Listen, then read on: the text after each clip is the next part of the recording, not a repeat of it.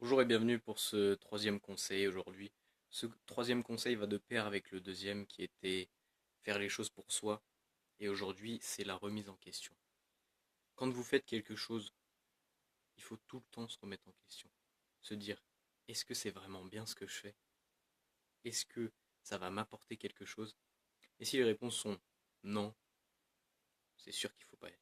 S'il y a du peut-être, moi je pars du principe que s'il y a un doute, faut pas y aller. Bon, alors évidemment, il y a l'instinct, tout ça, des fois ça peut vous récompenser, mais la plupart du temps, si vous ne le sentez pas, ne le faites pas. Il n'y a que quand on est sûr à 100% des choses qu'il faut y aller. Après, je dis pas, oui, mais si vous avez peur, ne le faites pas. Évidemment, il y a des fois, il faut se dépasser. Et ça, ce sera un autre conseil, mais surtout, si vous doutez, ne le faites pas tout de suite. Ou alors, faites-le, vous tomberez forcément. Ça, c'est sûr, si vous ne le sentez pas, que vous ne croyez pas en vous, vous tomberez forcément. Mais alors, vous reviendrez à cette étape-là, vous la passerez avec succès seulement après. Mais ça, c'est si vous n'avez pas peur de l'échec. Évidemment, si vous avez peur de l'échec, vous n'allez pas y aller forcément à cette épreuve ou à ce passage de la vie qui paraît compliqué. Vous allez le fuir.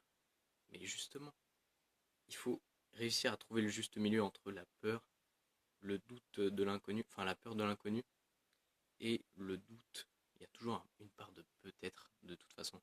C'est jamais tranché oui, non.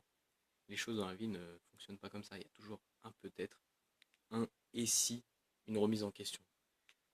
Vous voyez, on ne dit pas tout le temps, pardonnez-moi, on ne dit pas tout le temps, la vie est belle, la vie est quelque chose de magique. Vous voyez, la magie, ça n'existe pas.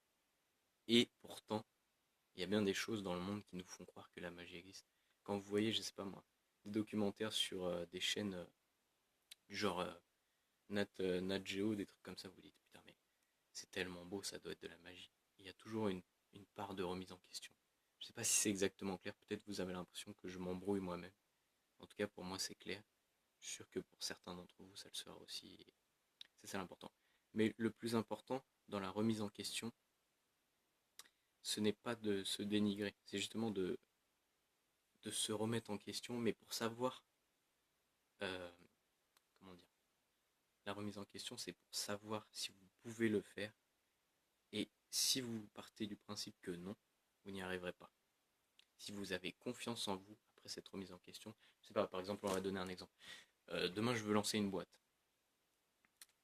Je me dis, ok, je vais lancer la boîte, je vais chercher des financements, des trucs comme ça. Et la remise en question, ce serait, est-ce que je dois vraiment le faire? Est-ce que je dois tenter de sortir de ma bulle de confort? Et c'est là où vous devez croire en vous, en pesant le pour et le contre. Bien sûr, vous allez dire, c'est difficile, peut-être il y a l'échec, mais je crois en moi, je vais y arriver. Tout simple. Si vous pensez, si vous partez du fait que vous pouvez y arriver, putain, il y a toujours un moucheron dans la chambre, je suis désolé. Si vous partez du fait que vous pouvez y arriver, alors tout sera possible. Toujours croire en vous.